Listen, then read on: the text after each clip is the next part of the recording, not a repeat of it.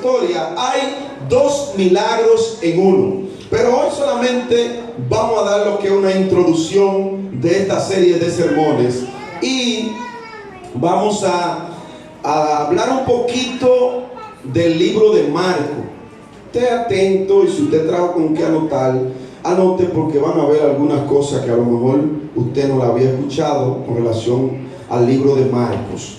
Mira, iglesia, Marcos es el evangelio que ocupa un lugar especial entre los evangelios. Podríamos decir que el evangelio de Mateo oímos al Señor, en Lucas le conocemos. Oiga bien, en Mateo escuchamos a Jesús, en Lucas conocemos a Jesús, en Juan aprendemos sobre la naturaleza divina de nuestro amado Rey de Reyes y Señor de Señores. Pero en Marcos le vamos a ver, iglesia, actual, pues registra casi 5 veces más milagros que parábolas. En Marcos vamos a ver más milagros que parábolas. Debemos recordar que los 4 evangelios no nos presentan 4 distintas biografías del Señor, porque en realidad no son biografías, sino retratos complementarios. Solo así podemos apreciar la completa y perfecta personalidad del Hijo de Dios. Gloria al Señor. Los miembros de la iglesia, cuando tengan que pararse y darle los asientos a la visita, saben que tienen que hacerlo. Eso es gloria a Dios. Damos gloria al Rey de Reyes y Señor de Señores, porque cada domingo estamos teniendo un crecimiento en nuestra congregación, y eso se debe a la gracia y a la misericordia del Rey de Reyes y Señor de Señores. Iglesia, cuando hay algo que quiero compartir con ustedes, de una historia de un hombre que enviudó, y le preguntaron que por qué tenía un portarretrato con cuatro fotografías diferentes de su amada esposa. El señor anciano que había enviudado explicó que esas fotos le proporcionaban a él justamente las expresiones que recordaba con más cariño a su amada esposa. Una sola fotografía, decía él, no bastaba para ver tantos detalles de su amada esposa, sino que él necesitaba de las 4 fotografías, un collage, como le dicen los tecnólogos de ahora, un collage. Entonces él necesitaba ver ese collage para ver cada detalle de su esposa, que eran tanto que en una sola fotografía él no podía ver todos los detalles.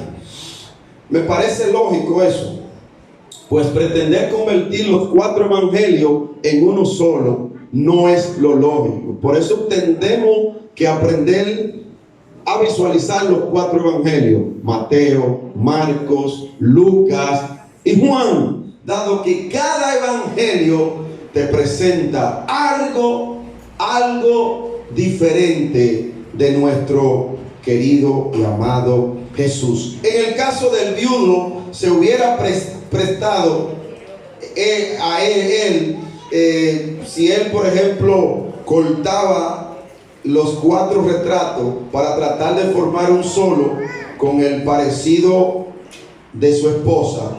Pero lo que sucede es que, aunque era la cara de su esposa, cada retrato le traía un recuerdo totalmente diferente. ¿O no tiene usted fotos de alguno de sus familiares y cada foto le recuerda una época diferente? ¿No es así? Entonces, cada evangelio de los 4 que hay, uno es una experiencia totalmente diferente.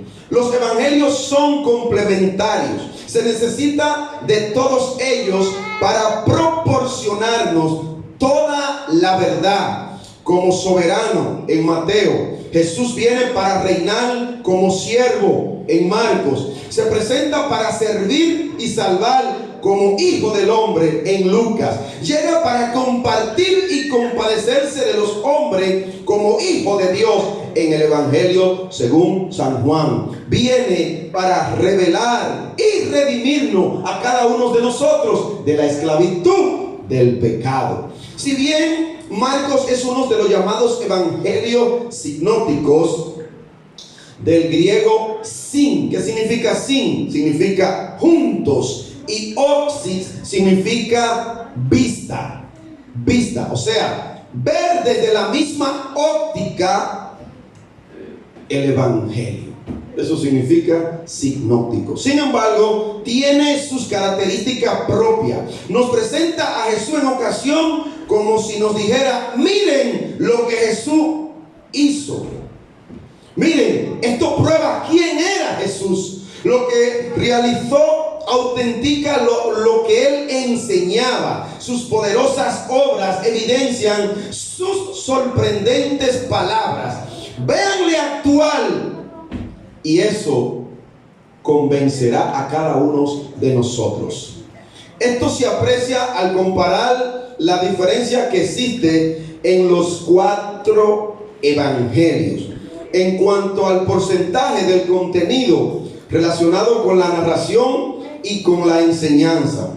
Por ejemplo, el libro de Marcos tiene de narración un 45%, el libro de Mateo tiene de narración un 25% y Lucas un 34%. Sin embargo, Juan tiene de narración un 16% solamente.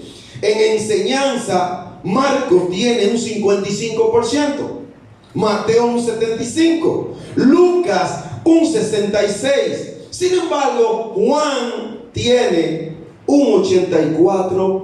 O sea, Juan es de los evangelios que más nos enseña. Asimismo, mientras Mateo registra 18 parábolas, Marcos solo menciona 4 parábolas. Marcos no menciona tantas parábolas, y por eso me encanta este evangelio, porque este evangelio se concentra más en los milagros de Jesús. En cambio, con respecto a los milagros, Mateo registra 21 y Marcos casi el mismo número que Mateo. Además, por esa razón y sin preámbulo alguno, Marcos comienza inmediatamente a registrar los actos del Señor, y a su vez resulta muy llamativo cómo termina cada uno de los evangelios y la progresión de pensamiento que revelan en conjunto. Mateo, iglesia, concluye con la resurrección de Jesucristo. Marcos va más allá al hacerlo con la ascensión. Lucas llega aún más lejos con la promesa del Espíritu Santo. Lucas es el evangelio que más enfatiza con relación a la promesa del Espíritu Santo, y por eso Lucas escribe una segunda carta que es Hechos de los Apóstoles. Amén. Amén. Gloria a Dios. Resulta sumamente apropiado pues que Marcos, el evangelio del siervo humilde, termine con su exaltación a un lugar de honor. Eso fueron algunas pinceladas con relación a los evangelios. De nuevo le pido a la iglesia que desde ya esté estudiando el libro de Marcos. Estudie el libro de Marcos. Tenemos ya 2 meses predicando del libro de Marcos, y ya hemos predicado varias series de sermones con relación a algunos capítulos, los primeros capítulos. Y en el día de hoy, como les decía, es una introducción que vamos a realizar con relación a los versículos que Brenda leyó. Yo se lo voy a leer de nuevo para que usted se pueda familiarizar. Y aquí podemos ver 2 milagros en uno en esta historia que vamos a estar estudiando: la hija de Jairo y la mujer del flujo de sangre. del flujo de sangre, o la mujer que tocó el manto de Jesús. La mujer que tocó. ¿Tiene alguna aflicción hoy? ¿Viniste de tu casa con alguna preocupación? ¿Tiene a alguien que está postrado? Toca el manto del Maestro en esta mañana. No tienes que hacer muchas cosas, solo toca el manto del Maestro. Y dice así el versículo 21 en adelante: al pasar otra vez Jesús en una barca. ¿En qué pasó Jesús otra vez? En una barca. ¿Y a dónde pasó? A la otra orilla. Se reunió alrededor de él. ¿Qué se reunió alrededor de él? Una gran multitud. ¿Y dónde estaba Jesús? ¿Y qué vino a Jesús? ¿Quién vino a Jesús? ¿Cómo se llamaba ese señor? Gloria a Dios. ¿Qué pasó cuando Jesús lo vio? ¿A dónde se postró? Pies. La prédica anterior que hizo el endemoniado gadareno, se arrodilló ante su pie. ¿Y qué dice el 23? Y le rogaba mucho diciendo: mi hija está agonizando, ven y pon las manos sobre ella para que sea salva y viva. Y dice el 24: fue pues con él y lo seguía ¿qué? Una gran multitud. ¿Y qué más? Le apretaban. Le seguía una gran multitud. A Jesús siempre le seguía una gran multitud.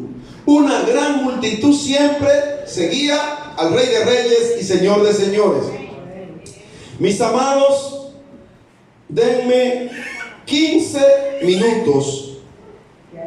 15 minutos para darle una breve introducción de lo que va a ser esta serie de sermones sobre esta historia. 2 milagros en uno. Mis amados, la fe nos ofrece a nosotros los creyentes seguridad. La fe te ofrece seguridad. Cuando tú pierdes esa seguridad, tú necesitas abrazar la fe. Amén.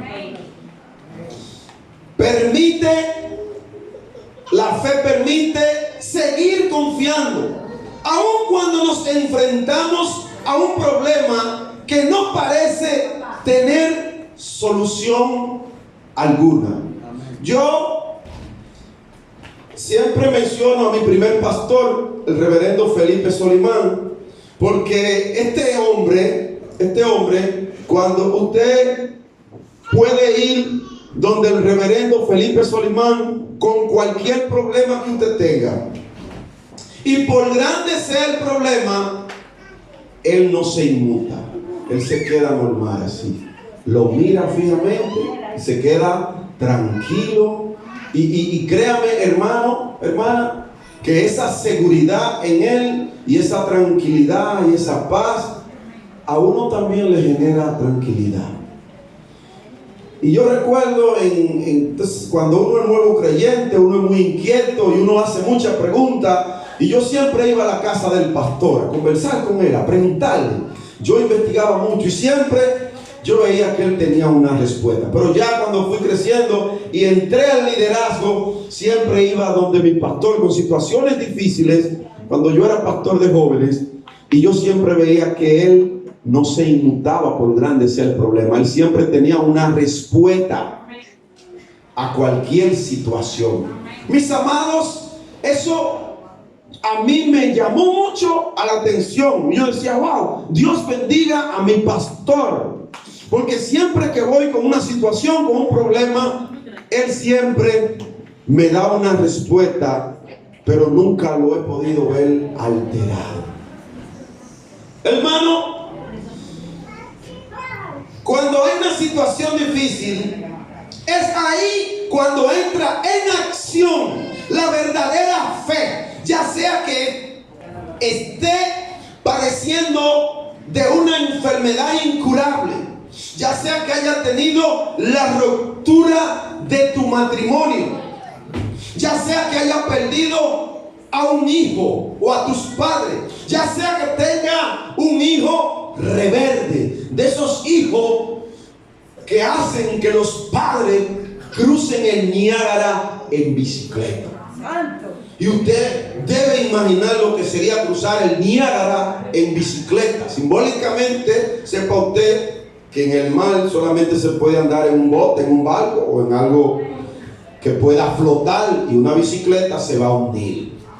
O sea que el Niágara en bicicleta, pasarlo, es como usted suicidarse. Tener una situación económica pírrica, un accidente catastrófico de un familiar, de alguien cercano, entre otras cuestiones, mis amados, que si comenzamos a mencionar hoy aquí, no vamos a terminar.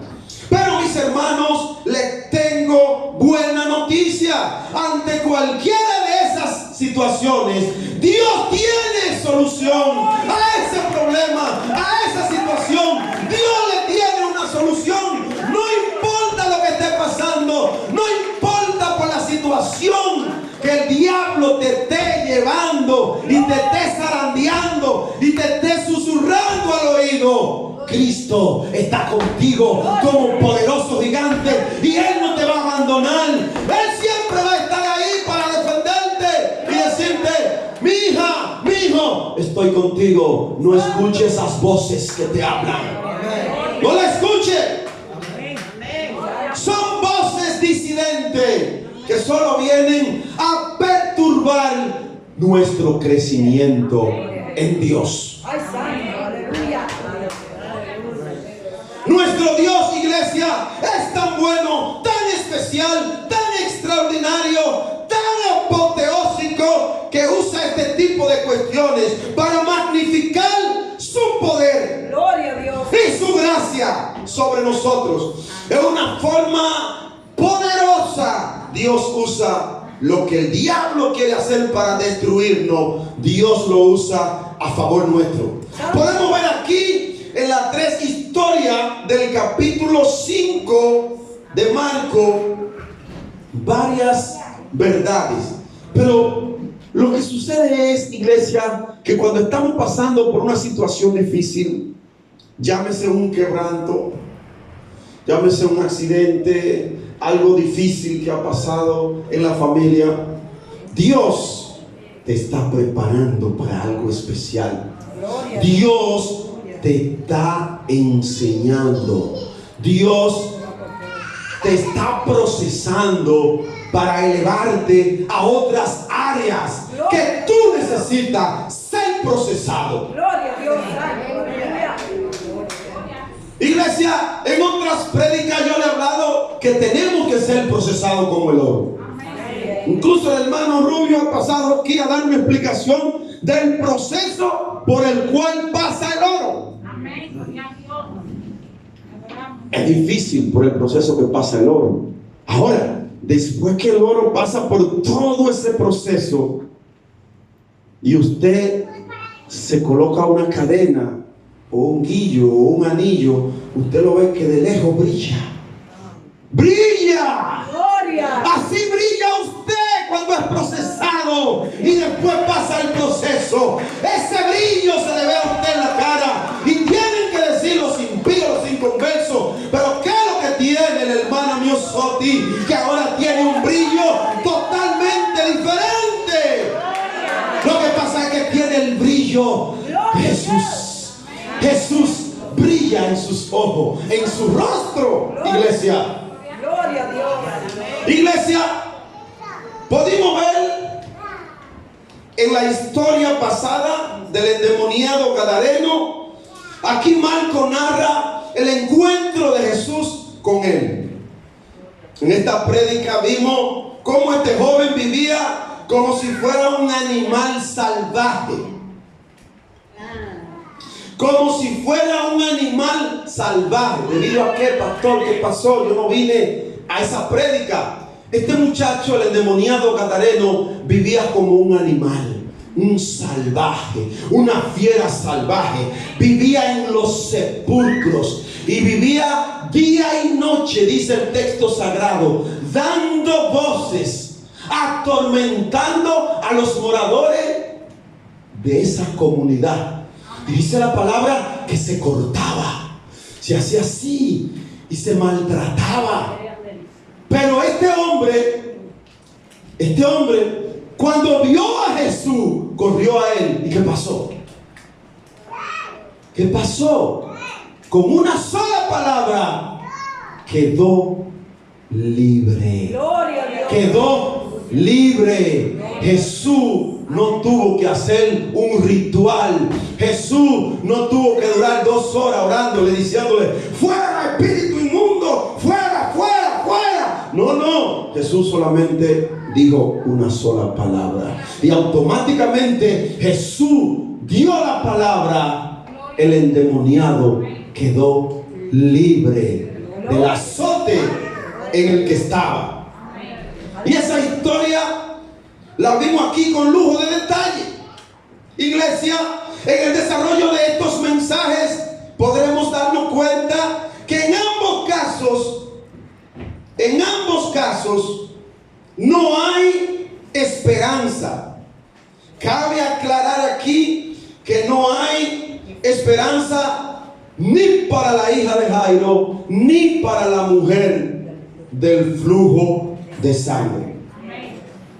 Y así mismo un día nos vimos tú y yo que no teníamos esperanza. No sabíamos qué hacer. Y a lo mejor nos decían: el hijo de Arcadio no tiene solución. Pero tú sabes qué, había uno que es grande, que es poderoso, que es inmenso, que es apoteósico, que un día escribió y dijo: ese muchachito que está ahí, que vive neciando aquí en el sector, ese un día estará pastoreando para el 2021-2022 en una iglesia de Dios llamada Familia Unida.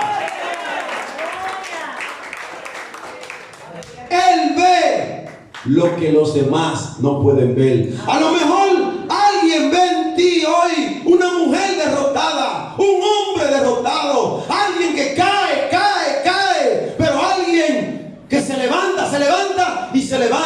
y se levanta por la misericordia del Rey de Reyes y Señor de Señores.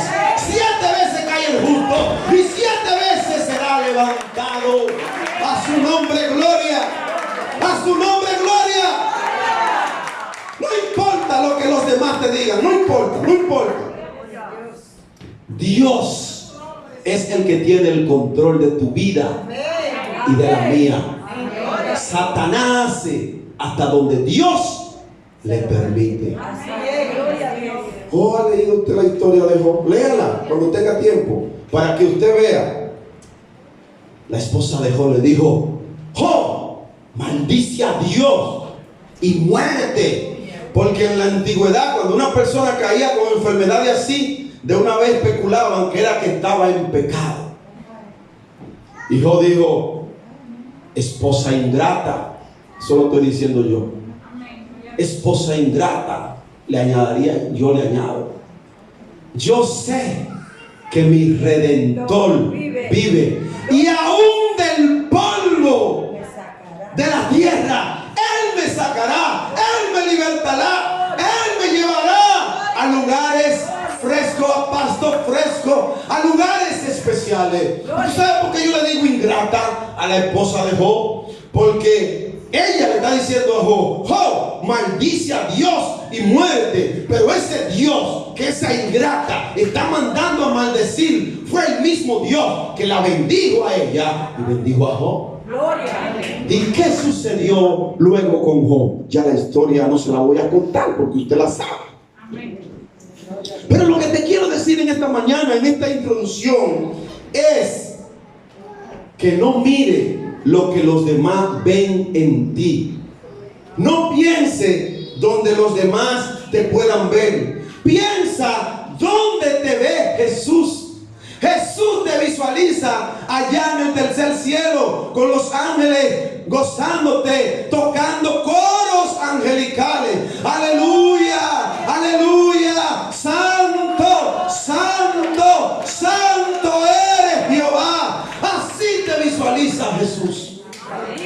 Así.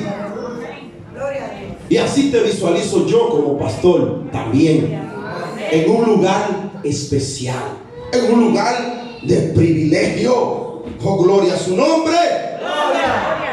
Iglesia, la fe y la confianza en Jesús generó toda la diferencia en medio de estos dos casos que ya se daban por perdido. Estos casos que no tenían solución. Ambas situaciones no tenían remedio humano. Solo una intervención divina.